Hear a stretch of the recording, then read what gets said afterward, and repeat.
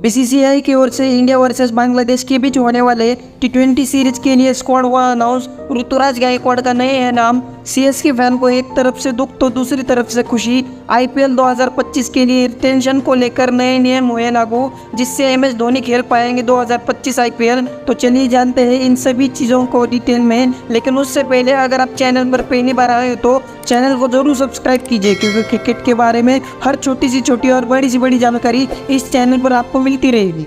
भारत और बांग्लादेश के बीच 3 T20 matches होनी है, जो कि 6 अक्टूबर, 9 अक्टूबर और 12 अक्टूबर को होगी, जिसको लेकर बीसीसीआई ने 15 प्लेयर्स का स्क्वाड अनाउंस कर दिया है। इसमें कई सारे चौंकाने वाले प्लेयर्स का नाम शामिल है और कई सारे प्लेयर जिनका नाम इस स्क्वाड में शामिल होना चाहिए था, जो कि इस स्क्वाड में शामिल नहीं है। अगर अनाउंस हुए स्क्वाड की बात की जाए तो इसमें कप्तान के तौर पर सूर्य कुमार यादव को चुना गया है। बैट्समैन के तौर पर अभिषेक शर्मा, रियान पराग, नीतीश कुमार रेड्डी और रिंकू सिंह का नाम शामिल है।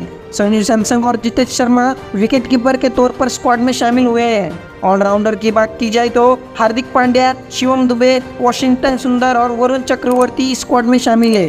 साथ ही रवि बिश्नोई, हर्षदीप सिंह, हर्षित राणा और मयंक यादव का नाम बॉलर के तौर पर इस स्क्वाड में शामिल है।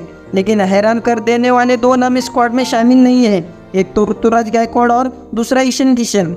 चेन्नई सुपर के कप्तान ऋतुराज गायकवाड़ बीते 2 सालों से बहुत बढ़िया प्रदर्शन कर रहे हैं, जिसमें उन्होंने एशियन गेम का गोल्ड मेडल भारत को अपनी कप्तानी में जितवाया। साथ ही आईपीएल में कप्तानी करते हुए 5 नंबर पर सीजन खत्म किया। दुलीप ट्रॉफी में भी उनकी टीम रनर अप रही थी, लेकिन उन्होंने इससे भी परफॉर्मेंस को साइड करते हुए उन्हें भी T20 स्क्वाड से दूर किया गया है। उनके साथ ही बाएं हाथ के आक्रामक बल्लेबाज ईशान किशन भी इस स्क्वाड का हिस्सा नहीं है। हाल फिलहाल में ही उन्होंने घरेलू टूर्नामेंट में बहुत बढ़िया प्रदर्शन दिया था, लेकिन शायद इतना परफॉर्मेंस सिलेक्शन के लिए काफ़ी नहीं माना गया होगा और उन्हें इस स्क्वाड से दूर रखा गया। आपको क्या लगता है कि ऋतुराज गायकवाड़ और ईशान किशन की जगह इस स्क्वाड में बनती थी? हमें कमेंट सेक्शन में ज़रूर बताएं।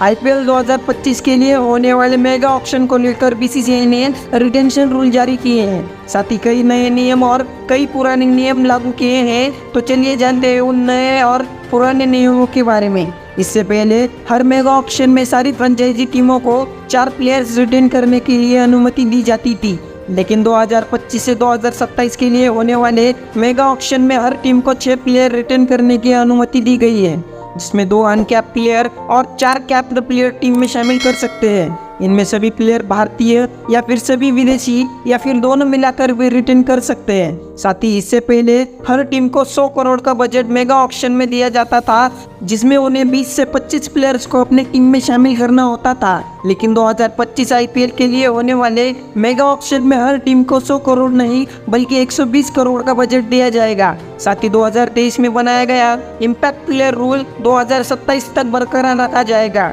इस नियम को लेकर कई फ्रेंचाइजीज और पूर्व क्रिकेटरों ने आपत्ति जताई थी। सिर्फ इतना ही नहीं, रोहित शर्मा ने भी इस नियम को लेकर चिंता जताई थी कि ये नियम ऑलराउंडर्स के विकास के लिए नुकसानदायक है। लेकिन इन सभी आपत्तियों के बावजूद बीसीसीआई ने इस रूल को कायम रखने का फैसला लिया है। साथ ही बीसीसीआई ने और एक बड़ा रूल विदेशी खिलाड़ियों को लेकर बनाया है।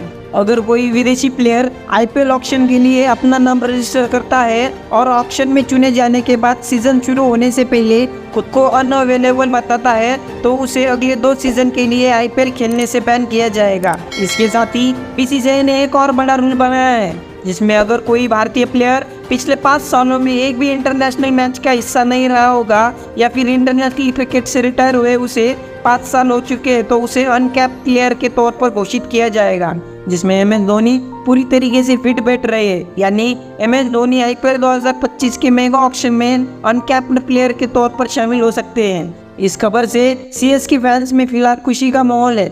बाकी आपको क्या लगता है, क्या एमएस धोनी हमें आईपीएल 2025 में खेलते दिखेंगे? हमें कमेंट सेक्शन में ज़रूर बताएं। और अगर आप चैनल पर नए हो तो चैनल को ज़रूर सब्सक्राइब कीजिए।